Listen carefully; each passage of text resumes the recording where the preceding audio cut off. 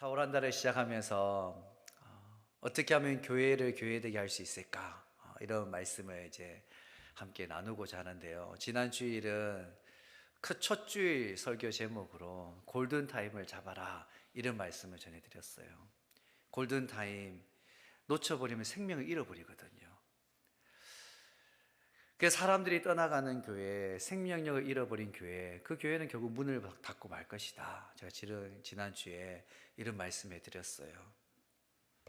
그래서 교회라는 이 공동체가 생명을 살리는 일에 모든 것을 쏟아야 되거든요. 28년 된 우리 교회 역사를 보면 지금이 저는 골든타임이다 이렇게 말씀해 드렸어요. 우리 교회가 28년을 지나서 50년, 100년을 넘는 그런 교회가 되기 위해서 지금 이 시간을 놓치면 안 된다라는 거죠.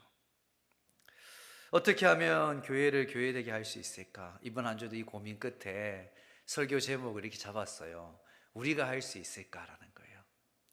우리가 이 교회를 50년, 100년 되도록 생명력을 가진 교회로 만들 수 있을까?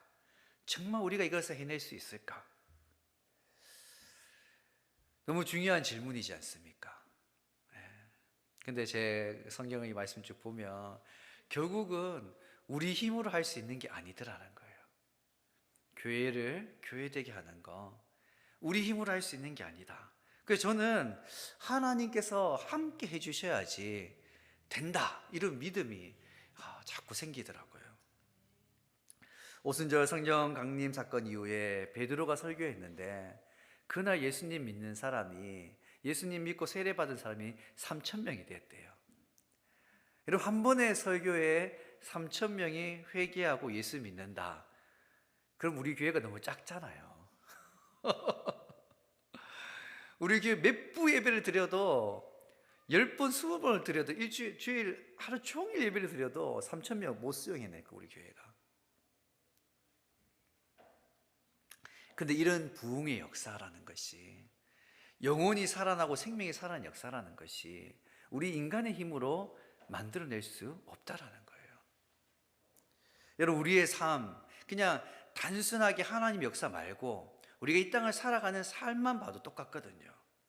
여러분 우리의 힘으로 아무리 열심히 살아도 내가 정말 최선을 다해서 뭔가 내가 내 꿈을 이루고 내가 정말 제대로 잘 살아봐야지 이런 꿈을 가지고 열심히 살아도 우리가 가진 인간의 한계라는 것을 우리는 뛰어넘을 수 없다라는 거예요.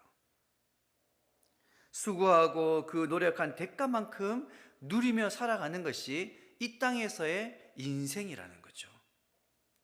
하지만 우리의 노력 가운데 하나님께서 역사하시며 전혀 다른 결과를 얻게 될 줄 믿으시기 바랍니다.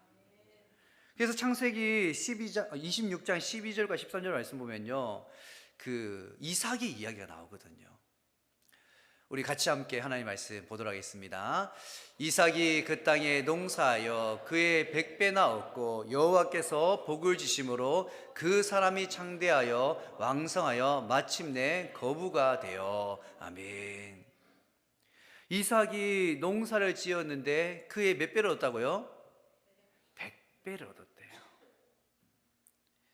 근데 이때가 언제냐면요, 온 땅에 흉년이 든 때예요. 가물어서 흉년이 든 그 땅에서 이삭은 농사를 지었는데 다른 사람의 100배를 얻었다라는 거예요. 이삭이 정말 열심히 농사 지었을 거예요. 100배 얻기 위해서 얼마나 열심히 했겠어요. 사람의 열심으로 얻을 수 있는 그 노력의 결과물이라는 것이 다른 사람이 한 개 얻으면요, 내가 좀 열심히 해서 2개, 3개 얻는 거 가능해요. 정말 최선을 다해가지고 다른 사람이 한 개 얻을 때 10개까지 얻는 거는 어떻게 보면은 잠 줄여가면서 하면은 할 수 있을 것 같잖아요. 그런데 100배가 되는 거는 인간의 힘으로 되는 게 아니더라는 거예요.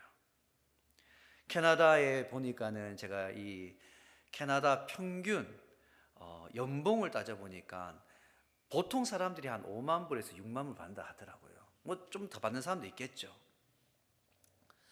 그래서 이 평균이 이제 5만 불이 했을 때 평균적으로 사람들이 받는 연봉이 2배를 받으면 10만 불이지 않습니까?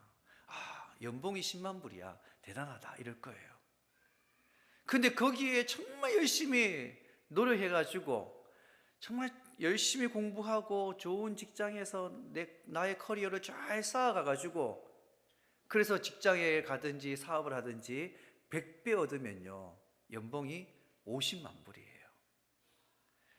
1년에 연봉 50만 불, 여러분 대단하지 않습니까? 하지만 여러분 이 100배는요 500만 불이거든요.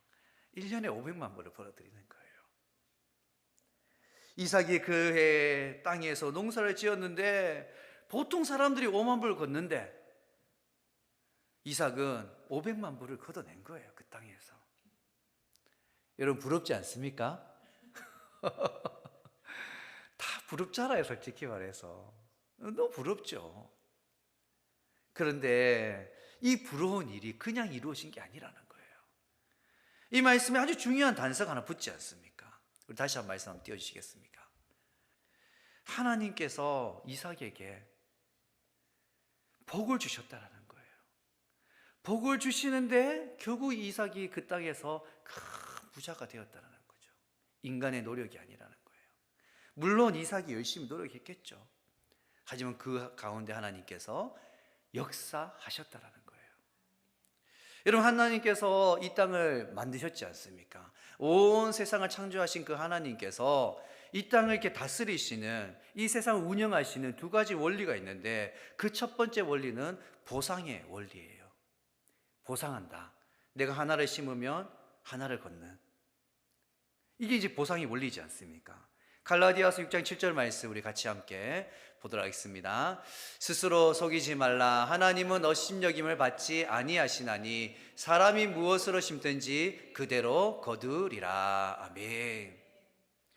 속일 수 없는 게 있다라는 거예요.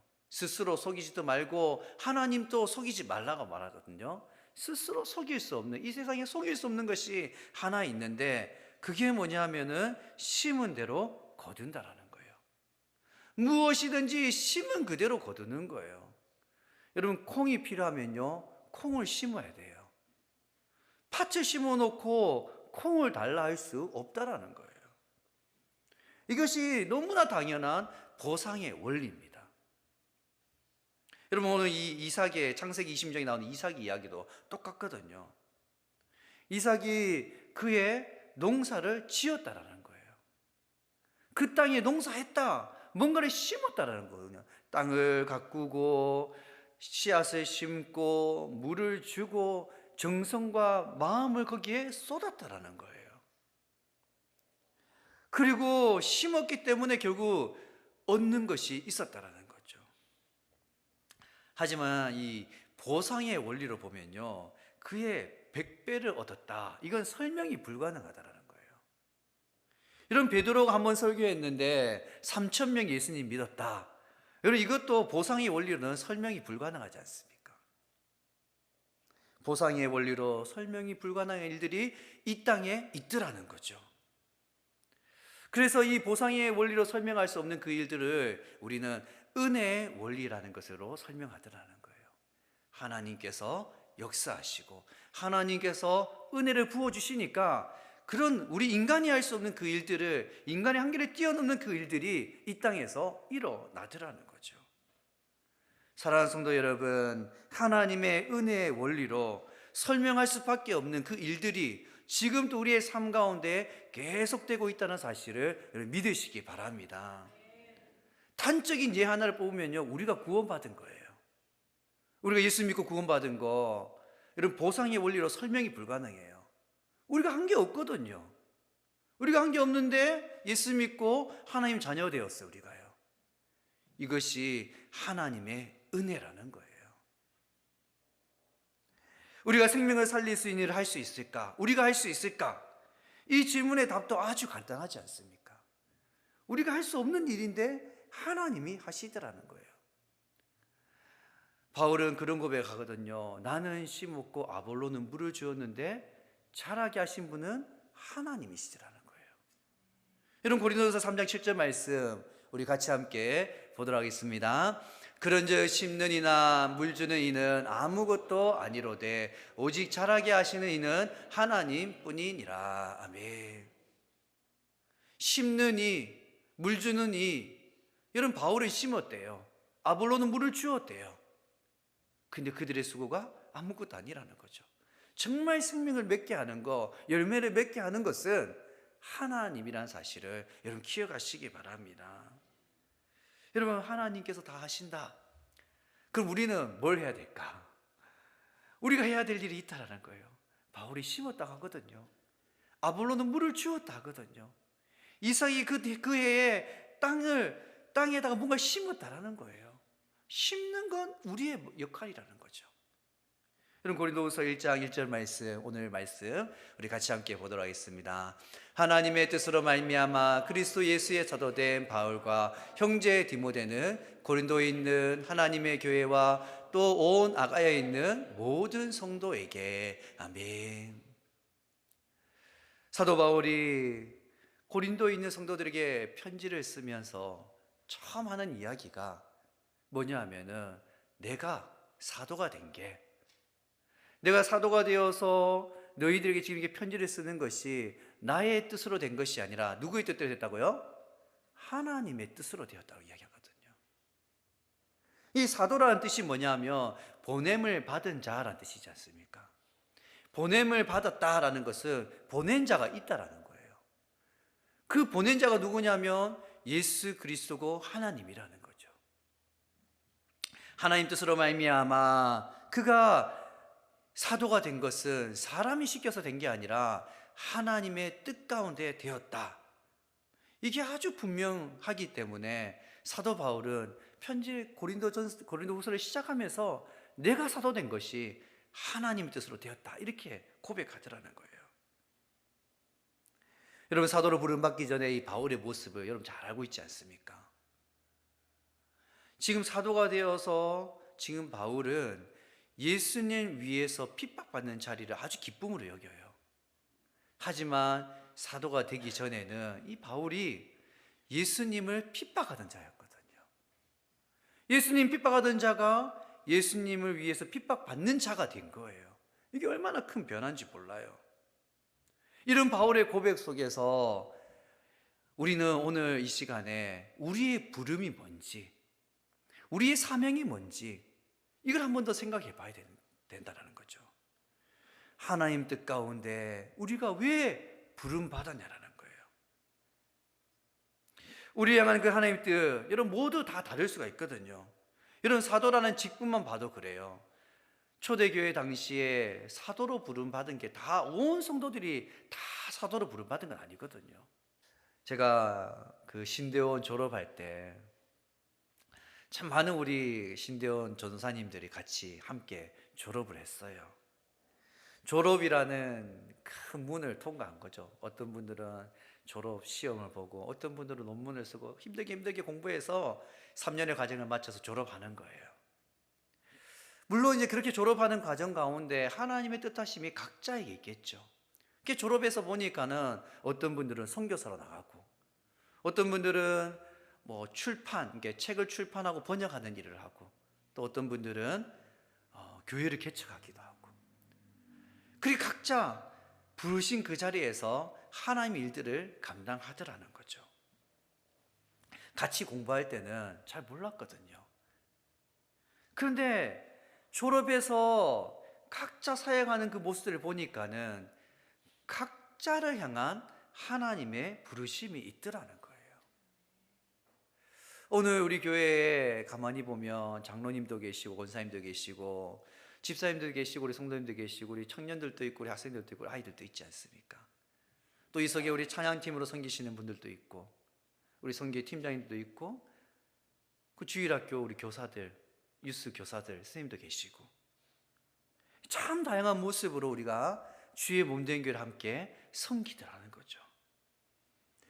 우리 이렇게 다양한 모습을 불러주신 분이 누구냐 하면 바로 하나님이라는 거예요.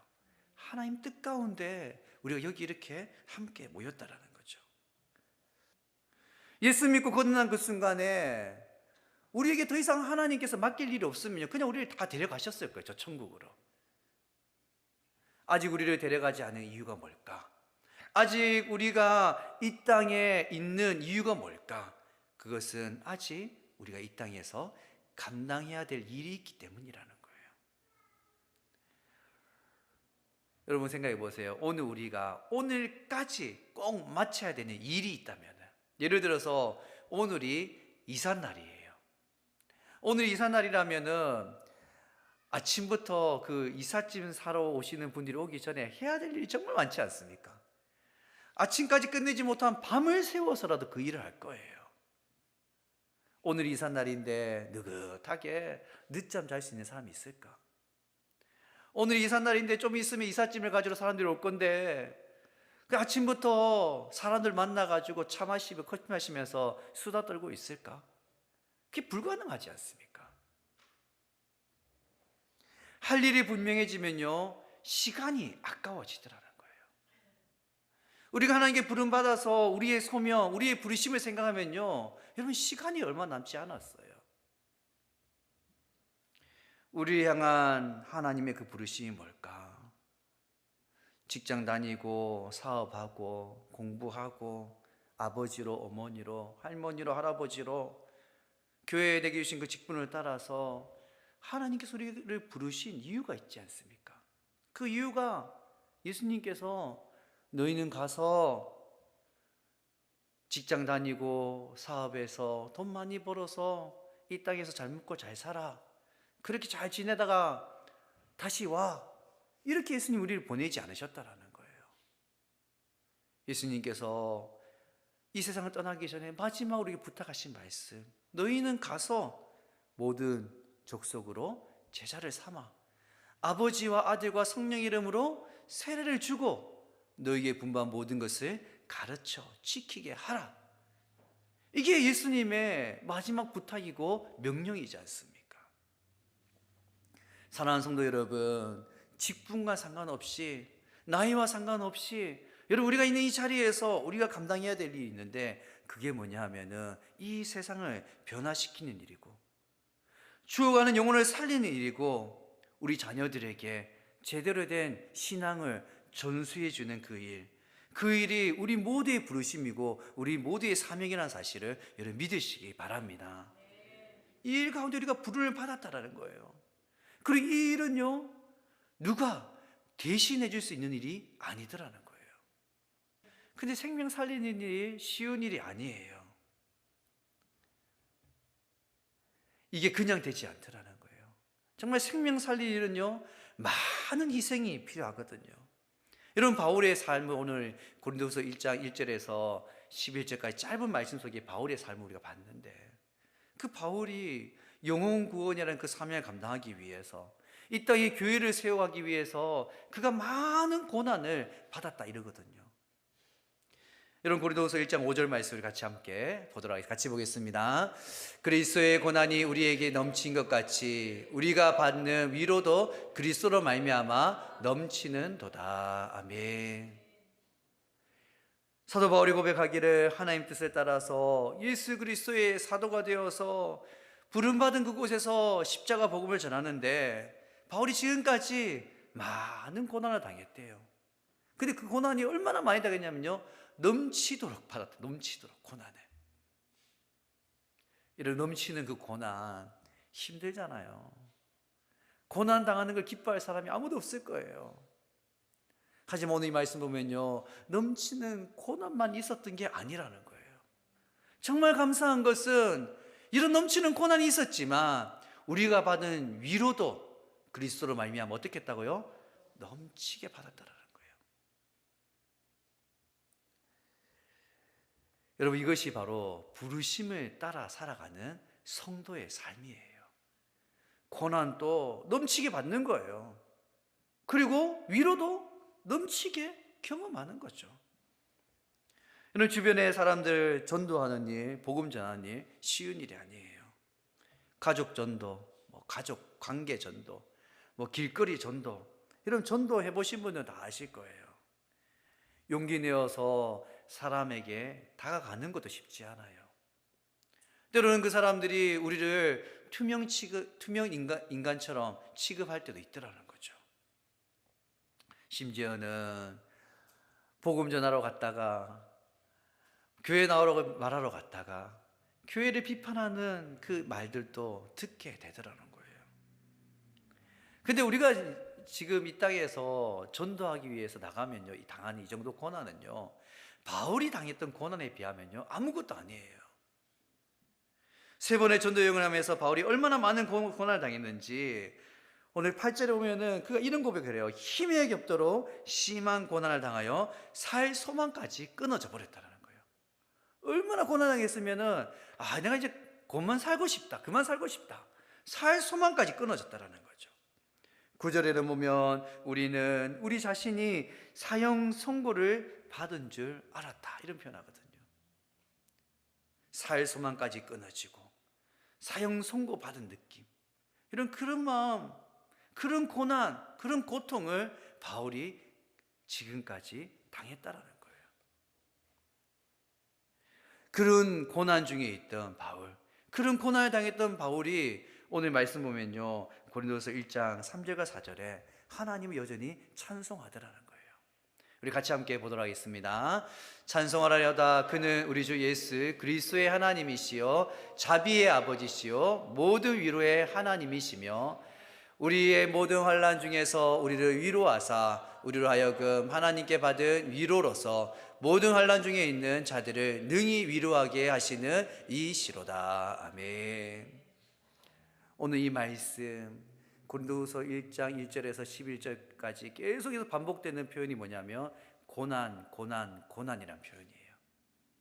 그 고난, 고난, 고난 계속 반복되는 이 표현, 근데 똑같이 반복되는 표현이 있는데 위로, 위로, 위로라는 거예요. 고난 가운데 살 소망까지 끊어버린 그 상황 가운데 바울은 자비의 하나님, 모든 위로의 하나님을 만나게 되더라는 거예요. 하나님의 그 부르심 따라 바울은 갔을 뿐이에요. 부름 따라 살았는데 그 앞에 고난이 있더라는 거죠. 근데 고난으로 끝날 것 같았는데 더 큰 위로를 경험하더라는 거죠. 부르심, 고난, 위로, 이것이 바울의 삶 가운데 계속 반복된 거예요. 계속해서 반복되었는데 그 반복되는 그 삶을 통해서 자기 자신이 조금씩 변하더라는 거죠. 그리고 바울은 이런 고백을 합니다. 모든 환난 중에 있는 자를 능히 위로하게 되었다라는 거예요. 고난 가운데 위로를 경험해 보니까 나라는 존재가 고난 중에 있는 사람들을 위로할 수 있는 그런 사람으로 바뀌었다는 거거든요.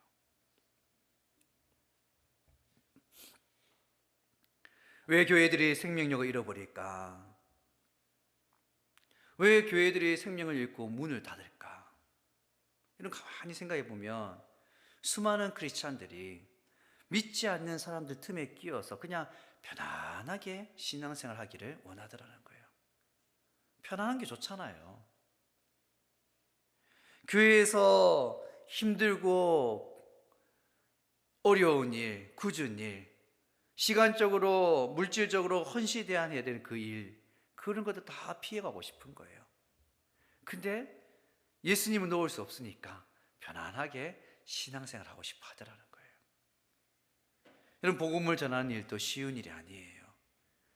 그런데 분명한 것은 심지 않으면 거둘 수 없다라는 거예요. 지금 우리가 십자가 복음을 이 땅에 심지 않으면 아무것도 거둘 수 없을 거예요. 그리고 우리가 해야 될 일은 간단하지 않습니까? 심는 거예요. 주의 복음을 심는 거죠. 여러분, 우리가 심고 물을 주면 자라게 하시고 열매 맺게 하시는 분이 하나님이라는 사실을 여러분 믿으시기 바랍니다. 그리고 바울이 고린도 교회에게 이런 부탁을 해요. 우리 11절 말씀 우리 같이 함께 보도록 하겠습니다. 너희도 우리를 위하여 간구함으로 도우라. 이는 우리가 많은 사람의 기도로 얻은 은사로 말미암아 많은 사람이 우리 위하여 감사하게 하려 함이라. 아멘. 너희도 우리를 위하여 뭐 하라고요? 간구함으로 도우라는 거예요. 여러분, 복음을 전하는 일이, 그 일을 바울이 고린도 교회 성도들에게 함께 하자라는 부탁이거든요, 이게요. 그런데 왜 기도로 도우라고 했을까? 다른 일이 아니라 왜 기도로 도우라고 했을까? 가장 큰 이유는 기도라는 것은 지금 당장 할 수 있는 일이에요. 기도는 굳이 환경이 갖춰지지 않더라도 언제든지 그 누구라도 할 수 있는 일이 기도더라는 거예요. 바울은 고린도 교회 성도들에게 너희들은 손 놓고 있어. 우리가 알아서 다 해줄게. 생명을 구원하는 일 걱정하지 마. 내가 다 해줄게. 이렇게 말하지 않더라는 거예요. 너희도 생명을 살리는 그 일을 위해서 할 수 있는 그 일, 기도부터 시작하라는 거거든요. 함께 모여서 기도하기 시작하면요, 어떤 변화가 교회 안에 찾아오냐면요, 기도하는 가운데 성도들의 마음이 하나가 되더라는 거예요. 그렇게 하나로 모아진 그 교회가 생명을 살리는 일을 감당해낼 수 있다는 거죠. 그래서 바울이 고린도 교회 성도들에게 너희도 우리를 위해서 간구함으로 도우라는 거예요. 가만히 있지 말라라는 거죠. 두 번째, 왜 바울이 고린도 교회 성도들에게 기도하라 말했을까? 그것은 바로 기도하면 하나님께서 우리를 도와주시겠다 약속하셨기 때문이에요. 기도하면은 하나님이 친히 역사하시겠다라는 거예요. 예수님께서 요한복음 16장 24절에 이렇게 말씀하셨지 않습니까? 우리 같이 함께 보도록 하겠습니다. 지금까지는 너희가 내 이름으로 아무것도 구하지 아니하였으나 구하라 그리하면 받으리니 너희 기쁨이 충만하리라. 아멘. 구하라 그리하면 받으리니 너희 기쁨이 어떻게 되겠다고요? 충만하게 될 거라는 거예요.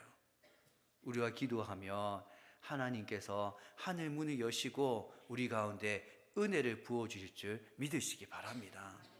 생명을 구원하는 그 일 우리가 할 수 있을까? 여러분, 우리가 할 수 있을까요?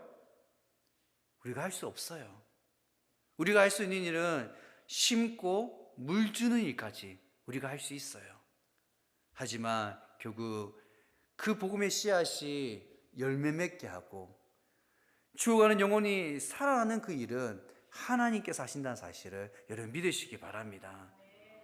그래서 지금 우리가 할 수 있는 일이 뭘까 생각해 보면 바로 지금이 우리 교회가 정말 교회 되도록 하기 위해서 함께 마음을 모아서 기도해야 될 때라는 거예요. 초대교회 성도들이 어떻게 그런 부흥의 역사를 경험했을까? 이런 베드로가 어떻게 한 번의 설교에 3,000명이 예수님 믿고 돌아오게 되었을까? 그 앞에는 그들이 함께 모여서 40일 동안 기도한 시간이 있었다는 거예요. 전혀 기도에 힘썼다 하거든요. 아침부터 저녁까지 모여서 그 다락방에 모여서 기도하는 자들이 있었다는 거예요. 기도하는 가운데 성령이 역사하고 그 성령 역사 가운데 하나님께서 은혜를 주셔서 초대교회가 그렇게 부흥하기 시작했다는 거죠. 사랑하는 성도 여러분, 우리가 함께 모여서 기도하면 하나님의 역사가 나타날 줄 믿으시기 바랍니다.